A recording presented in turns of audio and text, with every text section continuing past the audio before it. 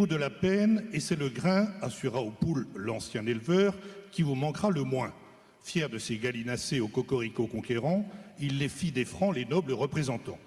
Soit de jucher fermement au haut du fumier, soit de percher triomphalement au haut du clocher, les coqs hissaient la basse-cour en haute cour et leurs chants matutinaux valaient 1000 discours. Le nouveau fermier ne l'entendait pas de cette oreille. Il affirma d'emblée qu'il n'aimait pas l'oseille. Il restreignit fortement la liberté des volatiles, élément indispensable pour qu'ils soient utiles. Dans cet élevage aujourd'hui délaissé, errent encore quelques poules déplumées et des dindes replètes qui semblent se multiplier tout en se moquant bêtement des autres gallinacés. Les poules, qui étaient autrefois fort dodues, maltraitées par le fermier par ailleurs confus, et il y a d'autres termes qui peuvent rimer, avaient été plumées tant et tant, et si souvent, qu'on avait la chair de poule rien qu'en les voyant. Il faut dire que celui qui se prétendait éleveur avait abaissé le temps de ponte à 35 heures. Décision que les coqs considérèrent stupide, car la production n'en fut pas plus rapide. Les règlements tatillons se multipliaient, par les dindons férus d'administration, si bien que pour pondre un simple œuf, les poules devaient lire un code gros comme un bœuf. Les législations devinrent si absconses que les poules furent disposées en quinconce pour leur faire pondre des œufs carrés, selon le fermier plus facile à empiler.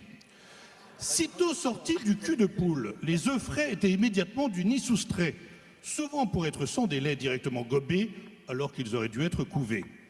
Certains jeunes volatiles laissés en grande liberté commençaient péniblement à un peu prospérer. L'éleveur estima qu'il recevait trop de faveurs et replongea ses poussins dans une triste torpeur. Les poules n'étaient point du tout mouillées, elles n'avaient que le simple défaut d'être privées, alors que les dindes au comportement impudique jouissaient du grand privilège d'avoir un statut public.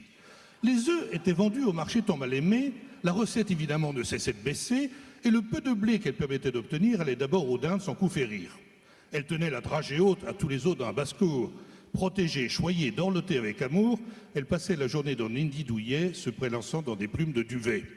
Les dindes n'étaient pourtant jamais satisfaites, alors qu'on leur faisait très souvent la fête, avec les nombreux dindons qui glougloutaient du grand plaisir que les dindes leur donnaient.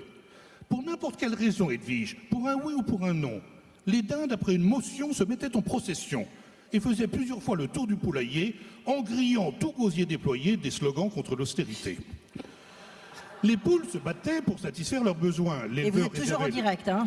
L'éleveur réservait le blé à celles qui pondaient le moins, ce qui mit les poulets les plus vifs en colère, au point qu'en pigeons, ils se transformèrent. Ceux élevés dans des fermes bretonnes considérèrent que trop de responsables déraisonnent. Ivres de rage, ils virent leur crête devenir rouge pour obtenir enfin que les choses bougent. De plus en plus de poules fortunées, lassées d'être matraquées et câblées, s'envolèrent vers des cieux plus cléments, situés sur les rives du lac Léman.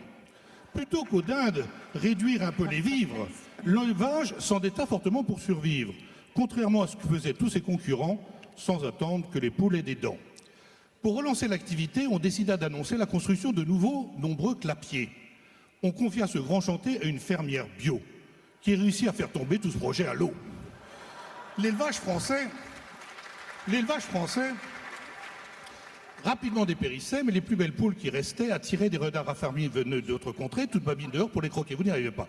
Quand l'élevage commença à craindre la famine, il se tourna vers l'Allemagne sa voisine pour lui demander de relancer son activité. Vous avez chanté tout l'été, et bien maintenant, valsez. Des voix s'élevèrent. Des voix s'élevèrent, oui Edwige, des voix s'élevèrent devant ce surcroît de compétition pour que soient mises en place de nouvelles protections permettant à l'élevage de ne plus subir la concurrence accrue qui les faisait rougir. Le déclin de l'élevage sans conteste s'accélérait. Avoir une poule sur 10 qui les ergots se tournaient, certains comptant sur les indemnisations pour éviter d'avoir à se remuer le croupion. Un bon roi du temps jadis au peuple avait promis tous les dimanches une poule au pot farci. Le peuple aujourd'hui se farcit tant et taux d'impôts qu'indubitablement il en a plein le dos. On accusa l'Europe de tout ce désastre. On invoqua même l'imposition des astres. On assista à une montée du populisme pour en finir définitivement avec le capitalisme. Chômage, ça c'est de l'actualité. Je ne sais pas comment La Fontaine, 3 siècles, pense ça. Chômage, sondage, commérage et persiflage conduisit l'éleveur à changer d'entourage. Il était plus de temps de passer enfin à l'action si l'on voulait éviter une longue stagnation, et là La Fontaine a rajouté prions. La morale de cette triste histoire est aisée à tirer. Pour laisser le poulailler se redévelopper, rendez aux poules leur liberté, elles assumeront pleinement leurs responsabilités et au poulailler redonneront sa prospérité. La Fontaine.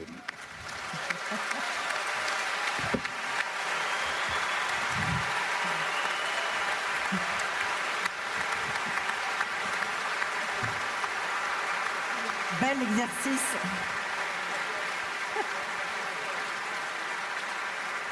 Je dois reconnaître, Denis Kessler, bel exercice. Je ne sais pas ce qu'en ont pensé ceux qui nous regardent ou qui vous écoutent en tous les cas, mais je dois reconnaître que vous avez mis combien de temps à l'écrire? Une partie de vos vacances. Bon, en tous les cas, le poulailler, vous aurez dû voir la tête de Monsieur l'ambassadeur en écoutant